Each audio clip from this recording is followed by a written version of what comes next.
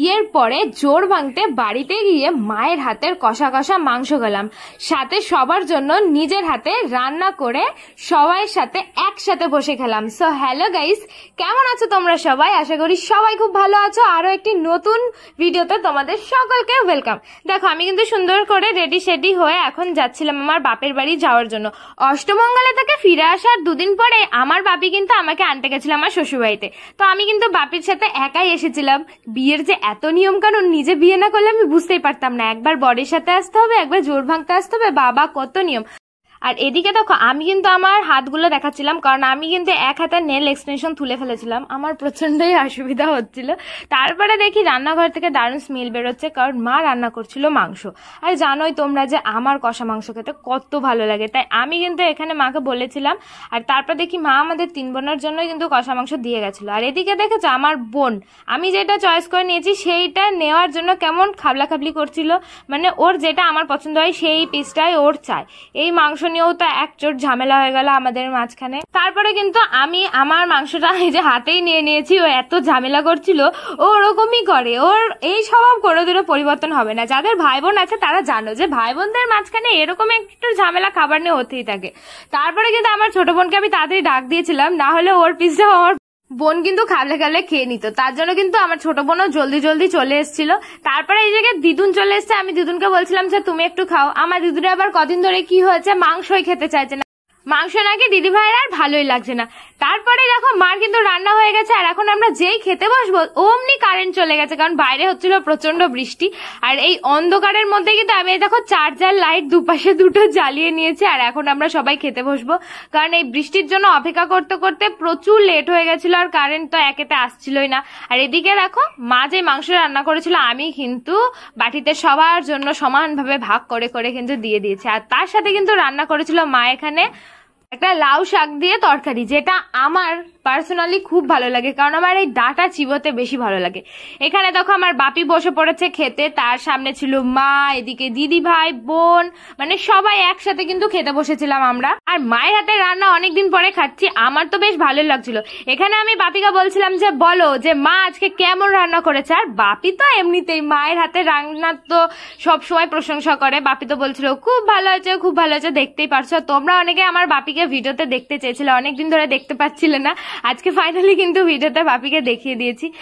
আমার কিন্তু শাক দিয়ে খাওয়া কমপ্লিট। এবার হচ্ছে আমি সোজা চলে গেছি কিন্তু কষা কষা এই লাল লাল ঝাল ঝাল মাংসতে। আমার তো লেগ পিস খেতে খুবই ভালো লাগে, আর লেগ পিসটা খাচ্ছিলাম। একটা মজার ঘটনা শুনবে, যখন আমাদের সকলের খাওয়া দাওয়া কমপ্লিট হয়ে গেছে ঠিক তখনই কারেন্টটা এসেছে। আর একটুখানি অপেক্ষা করলে হয়তো কারেন্ট থাকতে থাকতে খেতে পারতাম। তারপরে আমি একটুখানি বিকালবেলা সাজুগুজু করে নিয়ে কিছু ভিডিও বানিয়েছিলাম। তারপর মায়ের সাথে একটুখানি রাস্তাতে ঘুরু ঘুরু করছিলাম। তো তারপরে আমার আর ভিডিও করতে মনে ছিল না, সোজা চলে গেছি নেক্সট দিন। আর নেক্সট দিন মা বলেছিল আজকে নাকি আমার হাতে রান্না খাবে। আর সেদিনও সোমবার ছিল, যেহেতু আমাদের বাড়িতে নিরামিষ হয়, তাই আমি কিন্তু এখন পনির রান্না করব। এখানে দেখো আমি পনিরটা কিন্তু কড়াইতে দিয়ে দিয়েছি। আর পনিরটা না আমি একটু লাল লাল করেই ভাজবো, কারণ আমার কাঁচা কাঁচা পনির একদম ভালো লাগে না। আর এদিকে কিন্তু আমি তার আগে আলুটা ভেজে কিন্তু রেখে দিয়েছি। দেখো পনির কিন্তু একদম অল্প আঁচে আমি ভাজছিলাম, কারণ না হলে ওপরটা পুড়ে যেত, ভেতরটা কিছুই হতো না। আর এদিকে দেখো মা কিন্তু পটল কেটে রেডি করে রেখে দিয়েছে। তো আমি এই সব ভাজতে ভাজতে মাকে বলেছিলাম যে তুমি তাহলে এক কাজ করো, মশলাটা তাড়াতাড়ি করে আমাকে করে দাও। তাই মা কিন্তু সেই মশলাটাই কিন্তু প্রিপারেশন করছিল। আর তারপরে দেখো আমার কিন্তু পনির এখানে ভাজা প্রায় কমপ্লিট হয়ে গেছে। এখন এই পনিরগুলো কিন্তু আমি তুলে নেবো একটা ছোট্ট গামলাতে। তোমরা কে কে পনির খেতে ভালোবাসো আমাকে কিন্তু অবশ্যই কমেন্টস করে জানাবে। আমি তো এই পনির ভাজার সময় একটা ভাজা পনির খেয়ে টেস্ট করছিলাম, আমার একদম ভালো লাগেনি। তারপরে এই তেলের মধ্যে কিন্তু আমি পটলটা দিয়ে দিয়েছি। এখন পটলটাও আমি কিন্তু খুব বেশি ভাজবো না, আবার খুব কমও ভাজবো না, ওইভাবেই ভেজে কিন্তু রেখে দেবো। তারপরেই হচ্ছে এই তরকারিটা একবারে রান্না করা হবে। দেখো আমি কিন্তু এখানে পটলটাও ভেজে নিয়েছি, খুব কমও ভাজিনি আর খুব বেশিও ভাজিনি। তো পটল ভাজার পরেই কিন্তু আমি কড়াইতে এই তেলের মধ্যে দিয়ে দিয়েছিলাম 5 ফোড়ন আর তার সাথে কিছু শুকনো লঙ্কা। এই ফোড়ন দেওয়ার পরে কিন্তু দেখি মার মশলাটা হয়ে গেছে। আমি কিন্তু এই মশলাটা এর মধ্যে দিয়ে দিয়েছি। অন্যদিন মা কাঁচা লঙ্কা ইউজ করে, বাট আজকে একটুখানি লাল লাল ঝাল ঝাল করবো বলে তাই মাকে বলেছিলাম তুমি কিন্তু শুকনো লঙ্কা দিয়ে পেস্টটা করবে, তাই শুকনো লঙ্কা দিয়েছিল এর মধ্যে। টমেটো তো দেওয়াই ছিল। তারপরে কিন্তু আমি এর মধ্যে শুধু লবণ আর হলুদ দিয়েছিলাম, এক্সট্রা আর কোনো মশলা অ্যাড করিনি, কারণ আমার এই মশলা খেতে একদম ভালো লাগে না। আমার কিন্তু এদিকে মশলা কষানো প্রায় কমপ্লিট হয়ে গেছে, আর গরমে দেখো ঘেমে নে একাকার হয়ে গেছে আমি, এত গরম দিচ্ছিল। তারপরেই দেখো আমি কিন্তু এই মশলা কষানোর পরেই এর মধ্যে দিয়ে দিয়েছিলাম আলু আর পটলটা। তো এইটাই খানিকক্ষণ কষানোর পরে কিন্তু আমি পনিরটা দিয়ে জল দিয়ে ঢেকে আমার তরকারিটা কিন্তু রেডি হয়ে গেছিলো। তরকারির ফাইনাল লুক আমি তোমাদেরকে দেখাচ্ছি, তার আগে দেখো আমার মা কিন্তু খেতে বসে পড়েছে। আমি যে ভিডিওটা করবো লাস্টে আমার আর ওইটুকু মনে ছিল না, তো মায়ের কাছেই আমি কিন্তু শুনে নেবো কেমন হয়েছে। মারও তো বেশ ভালো লেগেছে।